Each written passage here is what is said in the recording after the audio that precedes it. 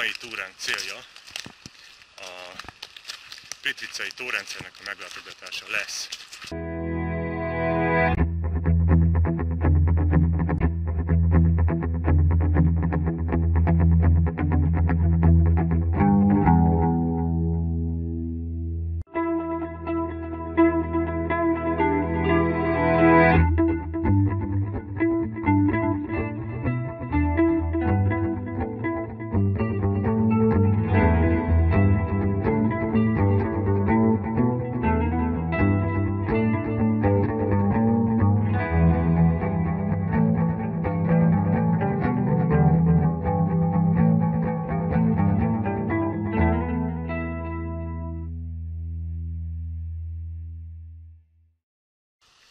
Üdvözlök mindenkit!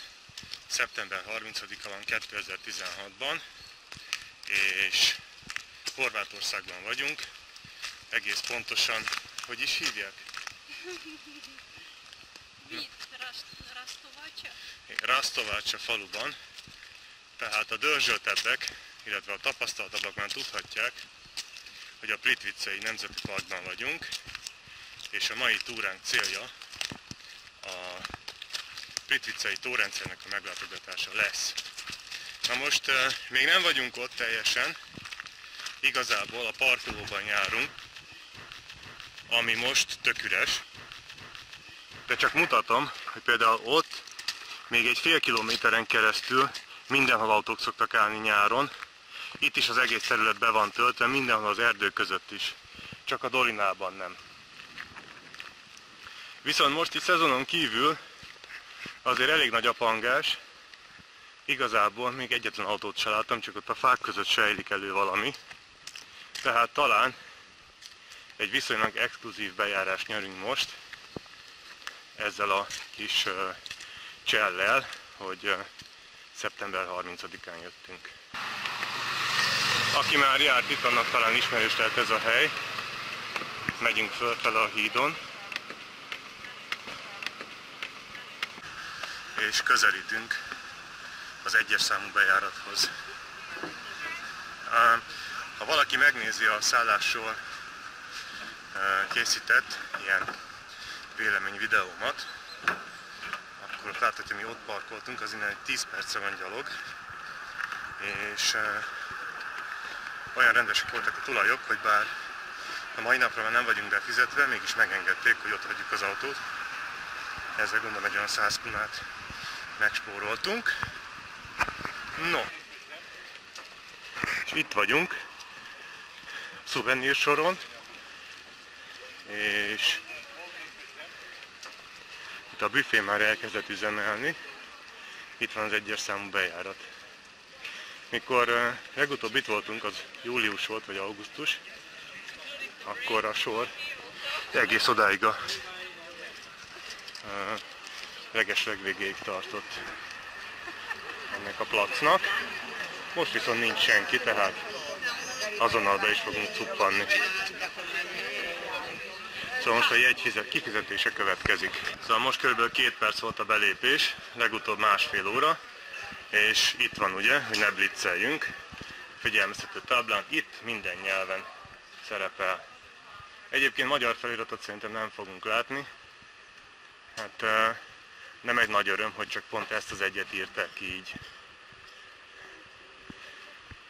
És itt azonnal elkezdődnek a látnivalók, de mielőtt odaérnénk,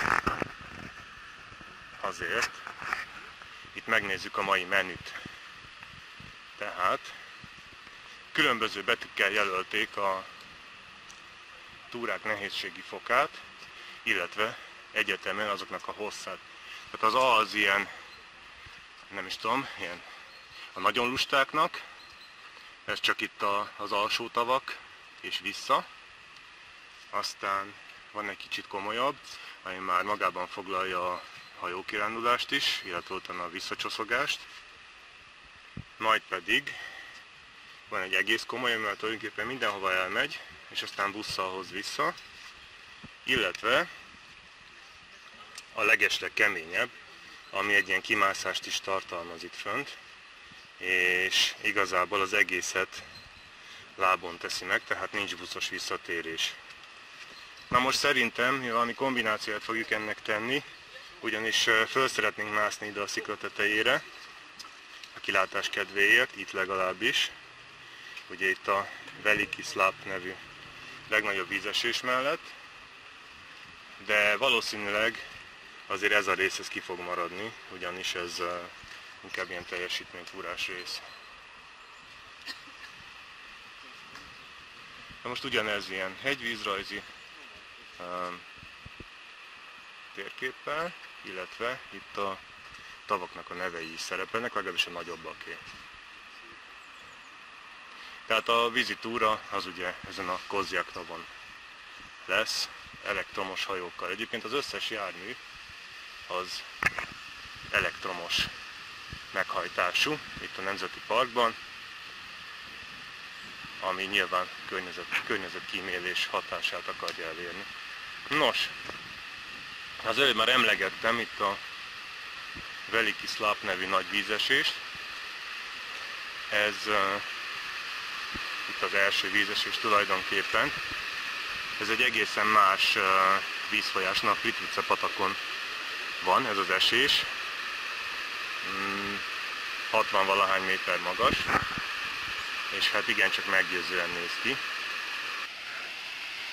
Alatt tulajdonképpen a Korana folyónak a forrása, illetve nem forrás, hát tulajdonképpen a tavakból jövő víz, illetve a nagy vízesés táplálja, de úgy néz ki, mint egy forrás ott lent, hogyha lehet, hogy látszik is valamennyire.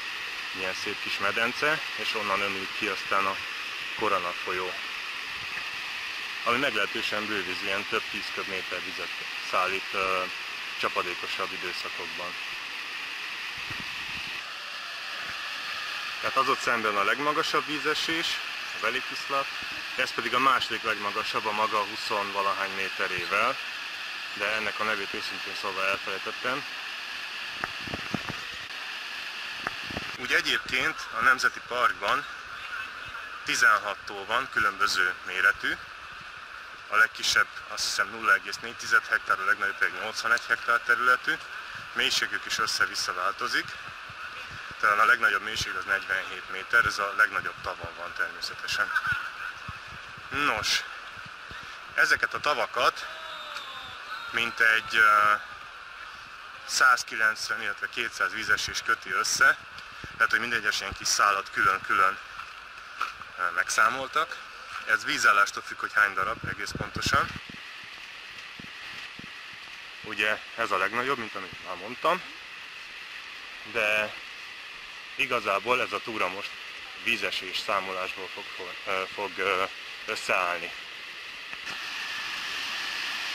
Hát az exkluzivitással annyit, hogy már lent azért nyüzsögnek a turisták, és a vízesés alatt mindig egy ilyen népgyűlés szokott lenni. Meglátjuk, hogy mi lesz ebből. A túra egyébként egy ilyen abszolút kiépített és kikövezett ösvényen folyik. Természetesen kerékpározni tilos rajta, tehát senki se gondoljon ilyesmire.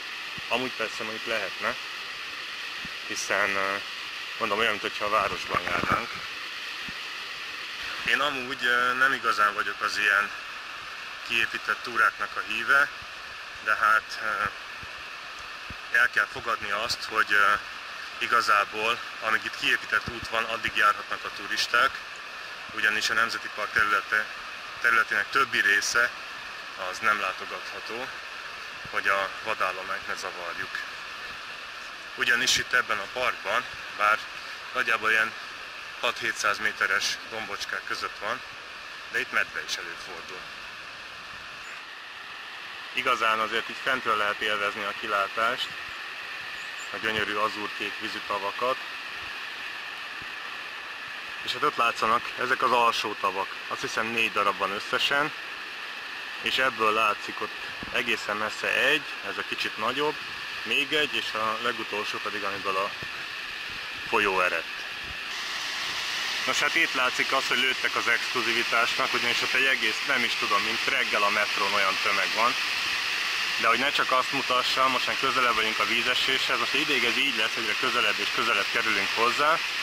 Ugye ott a Veliki Slap, itt a következő, És itt a legutolsó kicsi-kicsi tó, amire az előbb ráközelítettünk, ugye innen ered a folyó, és megy tovább arra fele a völgyben, továbbra is ilyen gyönyörű sziklaszorosban. Most, hogy így be van népesítve az út, itt látszik, hogy jön, ugye onnan jön erre, aztán itt még egy kanyar, visszafordító a fák között, és ott lesz az utolsó visszafordító, ami már leér majd a tavak szintjére. Íme a legcsendesebb házaspár itt a környéken, és a tábla szerint ez a Klauderovac tó, ez az egyik alsó tó, tehát elég kicsi. Ugye inkább felül vannak a nagyobb tavak, és most ott vagyunk, amit az előbb fentről talán onnan pont mutattam, leértünk a vízszintre, ahogy ez nyilvánvaló is volt, gondolom. Igazából most valahogy a halakat nem annyira látom, de azért vannak, majd mindjárt kiválasztok egy olyan helyet, ahol sokkal jobban látszanak.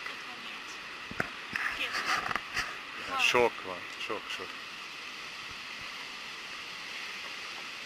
Egyébként narhasok melló lehetett ezt megépíteni. Na itt látszanak a halak nagyon jól. Itt úszkálnak, ezek pisztrángok. De állítólag más is, csuka is van, meg tudom én, még más is van. Jobban mondva, ezek nem is biztos, hogy pisztrángok, nekem inkább bodorkának tűnnek.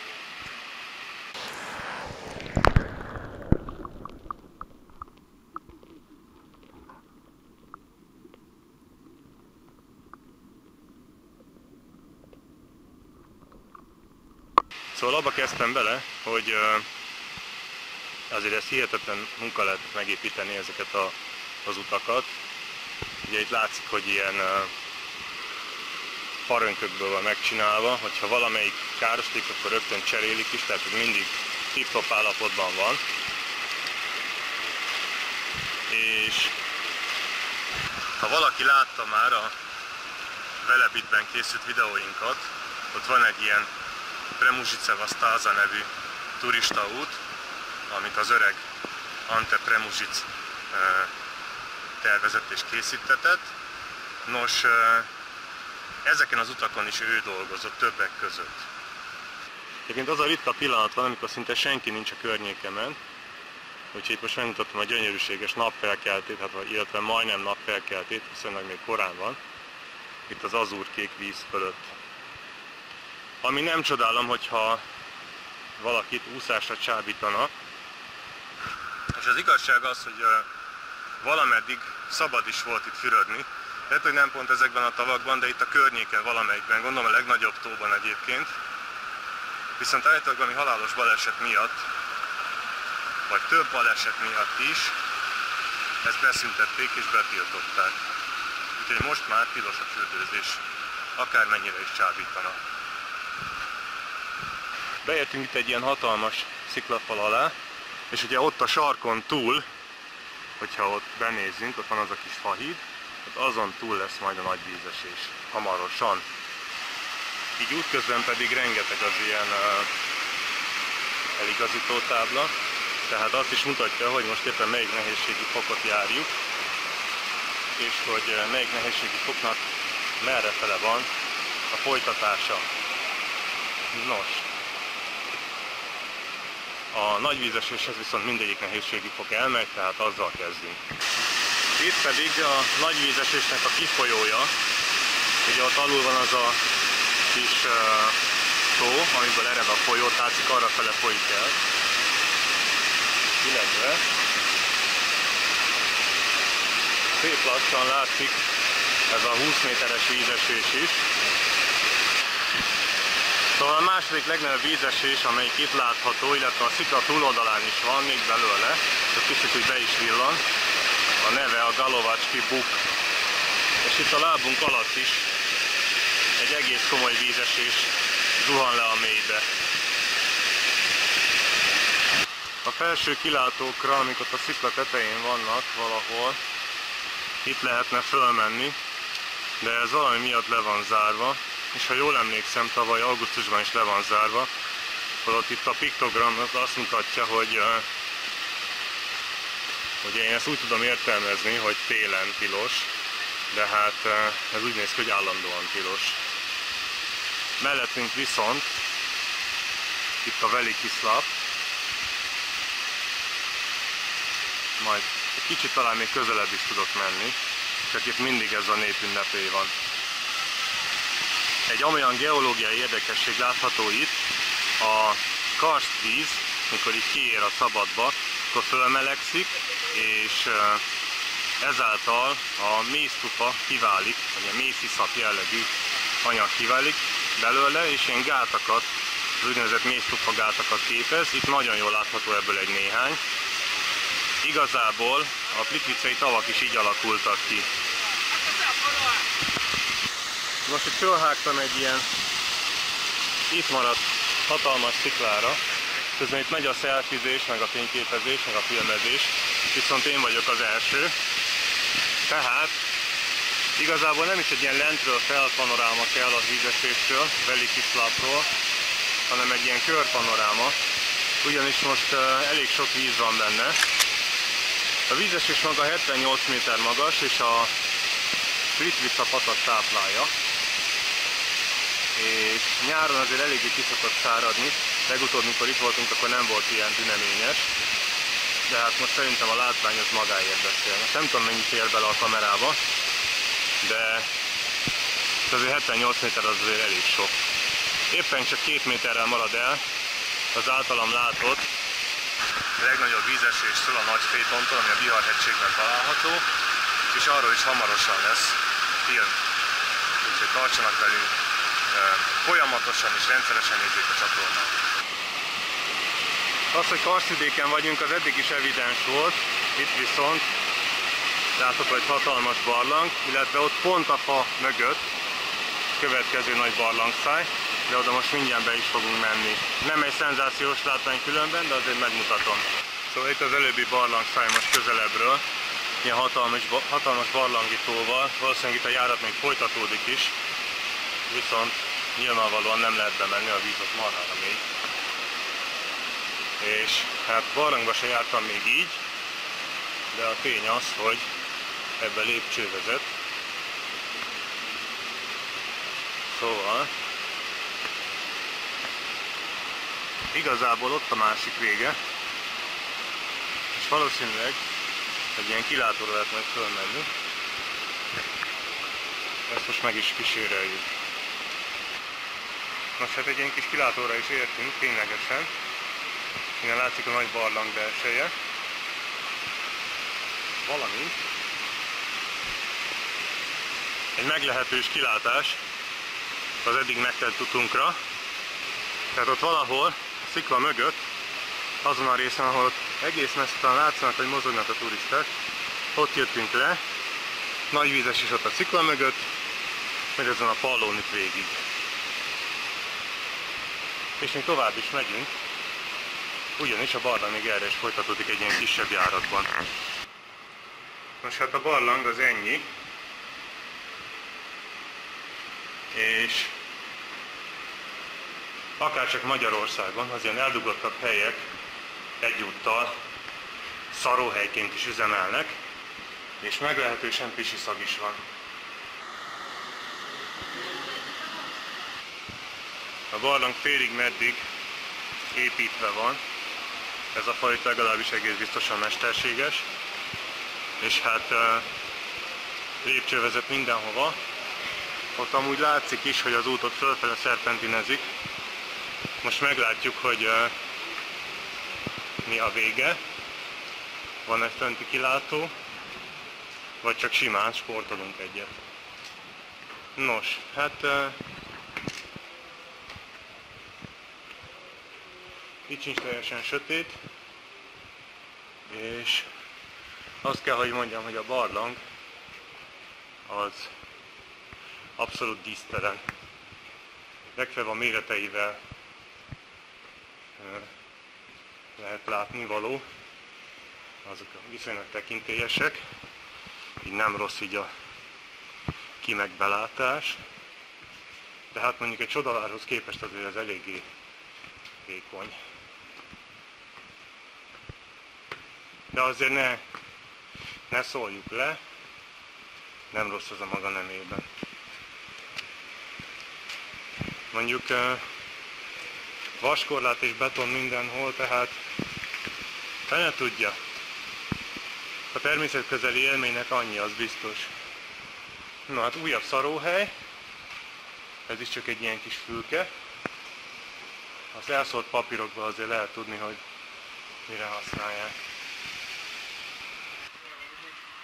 Azért mondjuk valaha a lépcsők kiépítése előtt ez egy elég meglehető zsomboly lehetett. Kicsit az Iker zsombolyhoz hasonlít. Amiről szintén lesz film hamarosan.